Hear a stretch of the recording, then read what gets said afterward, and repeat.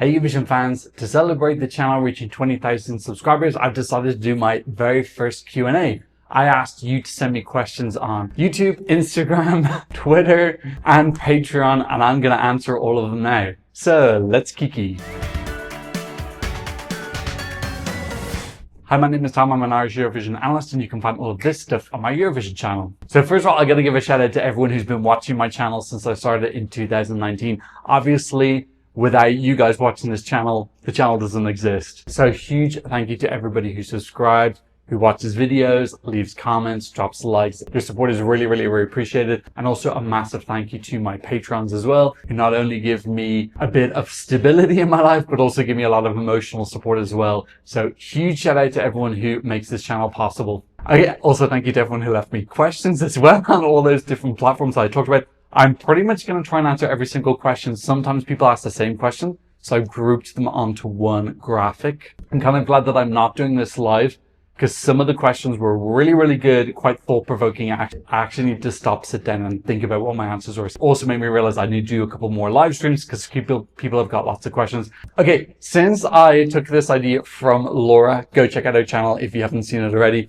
I'm going to let her open with the first question. If I had to name right now at this stage just one country, who do I think is winning? I'm going to do a who is winning Eurovision video. It's one of my next videos coming up.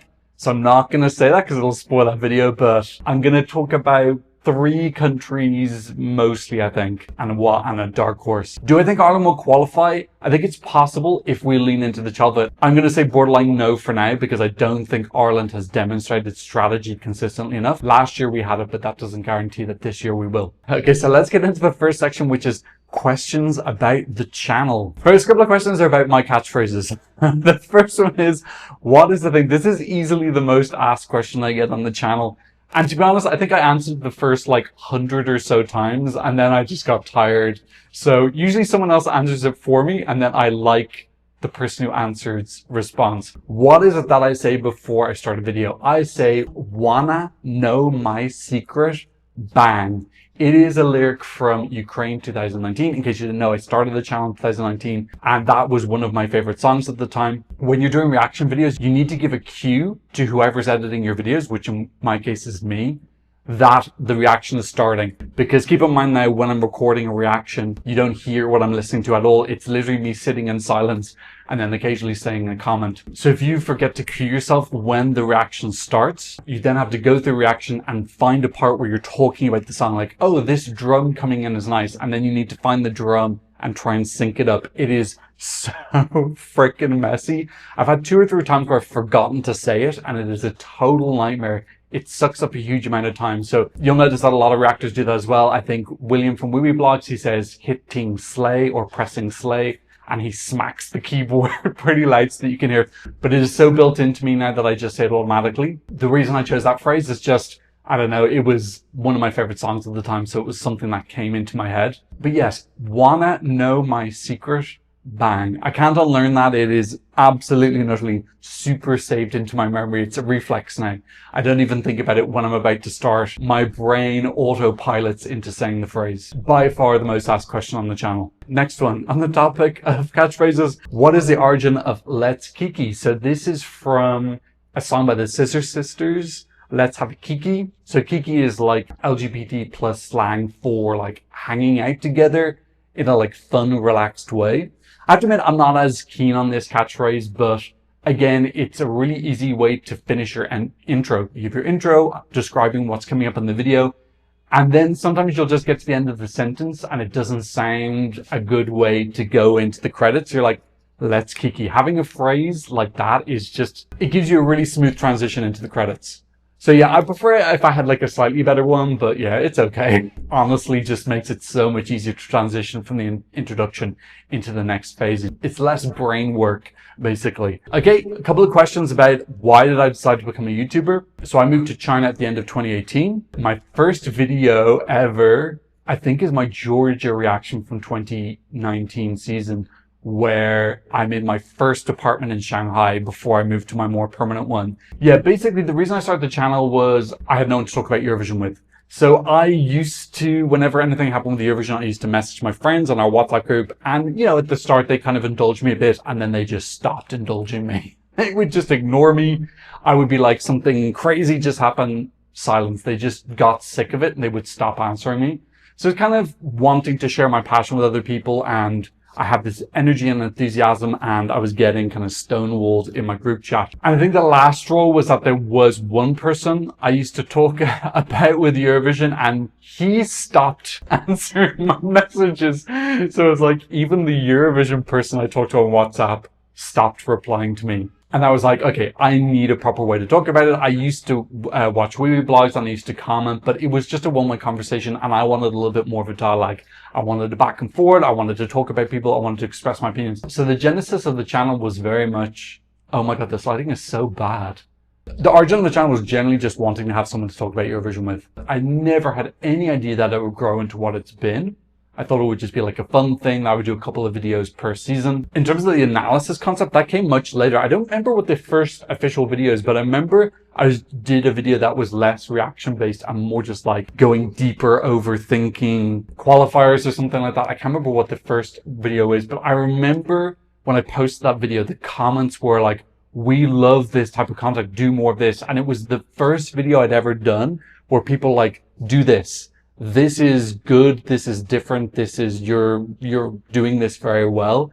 It really bothers me. I can't remember what video it is, but I remember so distinctly seeing those comments, and there were several of them saying, this is your thing, move into this. And that's when I started like gradually moving in. I started calling myself a Eurovision analyst. The reason I call myself that and not an expert is if you call yourself a Eurovision expert, you can't make a single mistake. Like, you pronounce one thing wrong, or you get one stat wrong, or one thing, which I get lots of things wrong, and people correct me, which I totally appreciate. If you call yourself an expert, it's like you have to be perfect. So I was like, I'm just going to call myself a Eurovision analyst. I think you're allowed to make a couple more mistakes. But yes, the relevance of me being in China is that I have my own apartment as well. I have my own space. I think it was that those two things meeting at the same time. Why did it not start earlier? I was kind of isolated a bit in China. I didn't know that many people. I had an extra room that I could record in, which is the room that you saw me in for 2019. 20, 21, and 21 seasons, those 3 seasons. Okay, always wanted to know what equipment you're using. Please take us behind the scenes. So my setup is really, really simple because I'm traveling, so I need to keep everything compact. I have a ring light, which you're seeing is doing a very bad job at lighting. To be honest, I don't really use the light that much. I just more use it because it's an adjustable stand. And then that is literally just an iPhone 12 Pro. I'm getting a new iPhone next week because this one is cooked. It's so fried.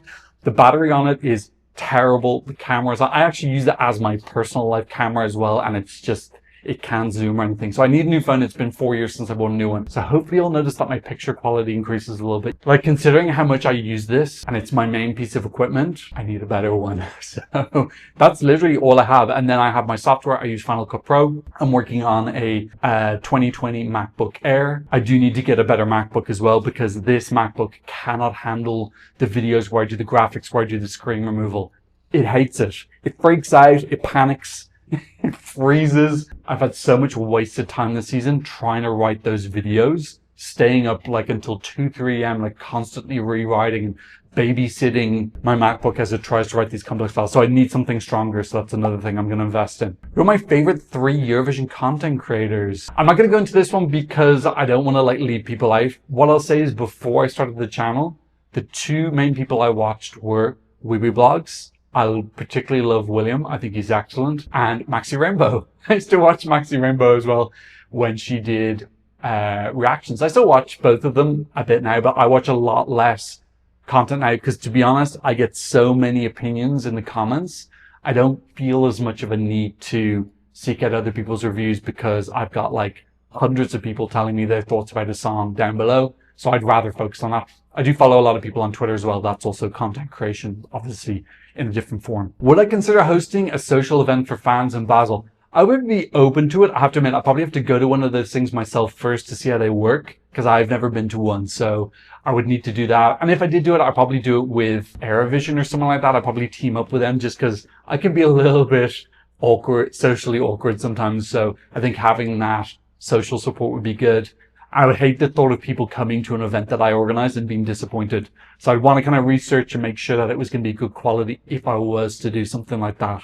But yeah, I'll think about it. That's something I need to think about. What advice would you have for content creators who are just starting out? My main advice is find your niche and find something that's authentic to you. When I start off my channel, I can't watch my old videos because I'm trying too hard.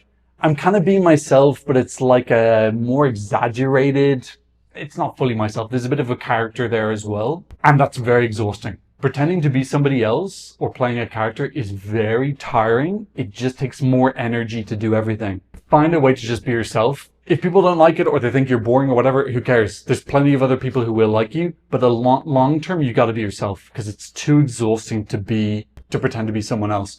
And then in terms of content, I think just find your niche. Like when I started, I was doing reaction videos, which way too many people are doing.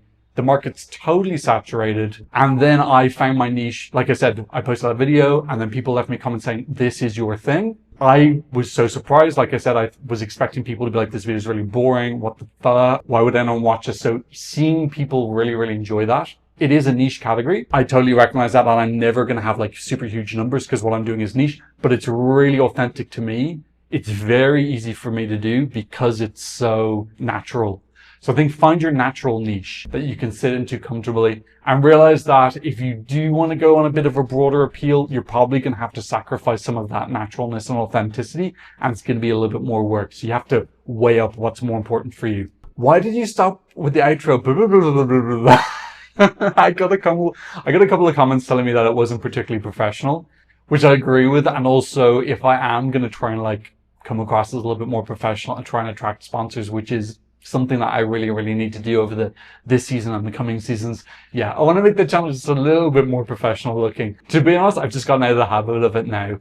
I can't remember what my outro is now. All those catchphrases and outros are so pre-saved autopilot in my brain that I literally just do them. Like I can recite them with no mental energy. It does make the video easier when you have these like little parts where you can just switch your brain off and just go into autopilot. But yeah, another thing I got rid of was at the start, I used to say, hey, I don't know if I can even do it anymore. I feel like the autopilot's been deleted from my brain, but I used to say, hey, it's Tom coming to you from Shanghai and back for another Eurovision reaction video. And actually, when I met the Slovenia lads in 2023, joke right, they did this to me. So I must have been doing it all the way up until 2023. Again, I got rid of that because I was watching a couple of like YouTube business videos, like telling you how to improve your channel. And one of the things they said was like, try and just get to the point quite quick at the start of your video. So I felt like having that was like a 5-second delay, which is why now I just have a very short intro, hey Eurovision fans, and then straight into this is what the video is going to be. What are my 5 best moments since I started my channel? I'm not going to go to 5, I'm just going to go to the ones that come to my head. Definitely when you get comments from the artist, that's really nice. I distinctly remember when John's Tears left me a comment on my Switzerland 2020 video. That was a really poignant moment for me. When a couple of people followed me on Twitter, I remember when Ryland followed me on Twitter, I jumped around like a schoolgirl. When Alicia Michelle followed me on Twitter, I jumped around as well.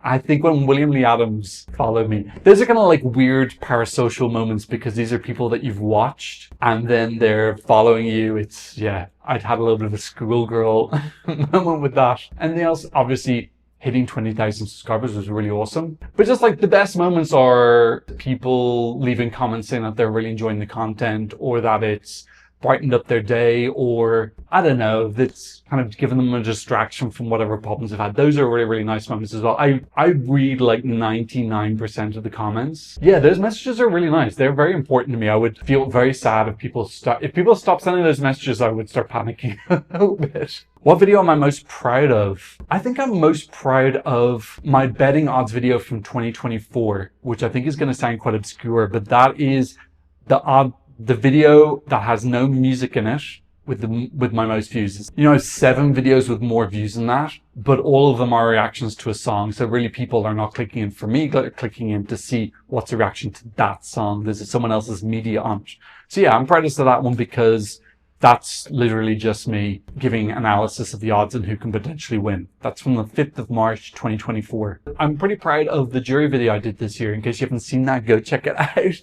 My jury analysis, I think that took a lot of work. It was a huge mental struggle to get that video finished. I started filming it in November and I finished it 4 months later. So getting that done was like a little bit of climbing Everest, my Eurovision Everest. And yeah, I think the graphics in it are really good. I think it's well thought out. It's not perfect. It can definitely be improved on, but I think as a base product, I think I'm pretty proud of that video. Let's say I got sick of Eurovision. What would be next for you and your brand? So this is something I'm very protective of, is maintaining my motivation. And this is why I don't watch too much other Eurovision content, or when I feel like I'm saturated, I take a little bit of a step away. I think you'll probably notice in April, I was posting a little bit less. I was feeling that like, okay, this is a bit too much. I just need to take a little bit of a mini break. I think it's a bit of a blessing as well that the Eurovision season is 6 months, because it gives me not 6 months off. I still post in off season. I've got lots of plans for the off season, but during the Eurovision season, I'm pretty much posting 1 video per day. My goal for this year in the off season is 1 or 2 videos per week.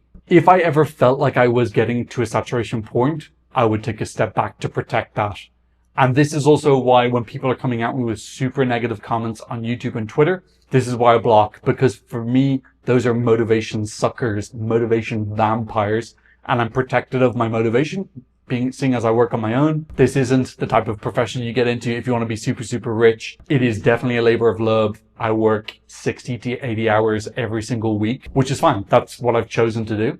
That's absolutely not my choice. I have a career that I could go to if I got sick of this. Motivation is really, really important for me to be able to continue my workload. So I'm super protective of it. And that's why I do not engage with any hate talk. Anyone comes to me, block. I never, ever, ever, ever engage with people coming for me, particularly on Twitter. Would you join the Irish jury in Eurovision or Eurosong if you were given the chance? Irish jury in Eurovision, yes. But I don't think they would pick me because they pick music professionals. So I don't think I would, the criteria. I'm not aware of any Eurovision content creator being in a jury. I know that Louise from Eurovision, she was in the Irish jury for Melfest this year, which was really awesome. And also Dale from Aussievision was in the Aussie jury for Melfest. So Melfest are open to Eurovision content creators, but in the actual jury in Eurovision, I've never seen that.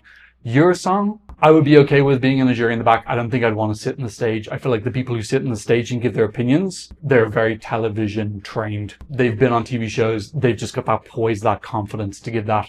I wouldn't want to be there. I think it would be like, I think that's a lot of pressure. Has being a part of the Eurovision community impacted you in any way? Definitely. I think there's lots of ways that I don't even realize. Definitely makes me definitely more open-minded. You know, occasionally you'll make a gaffe and someone like gives you their perspective down below and you're like, wow, okay, that's definitely changed my opinion.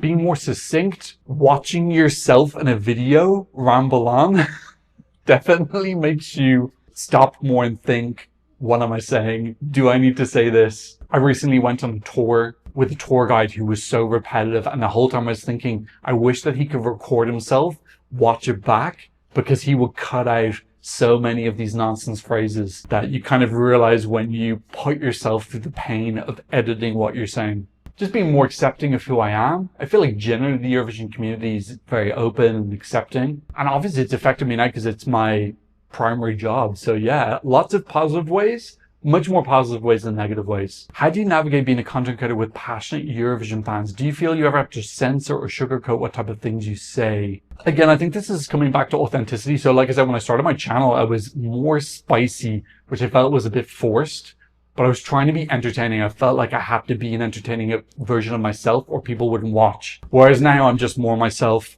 If people think it's boring, I don't like it, I don't care. Go watch something else. It's not sustainable to be that character. In terms of censoring or sugarcoating, I am a little bit conscious that fans from certain countries can handle criticism more than others. So I do tailor myself a little bit.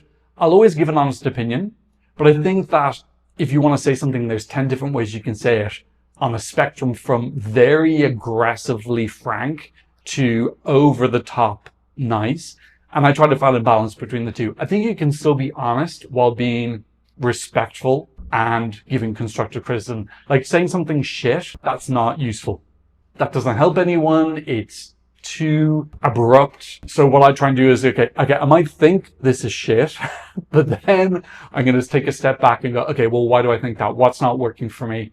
Try and break it down, be a little bit more analytical, take a moment if necessary.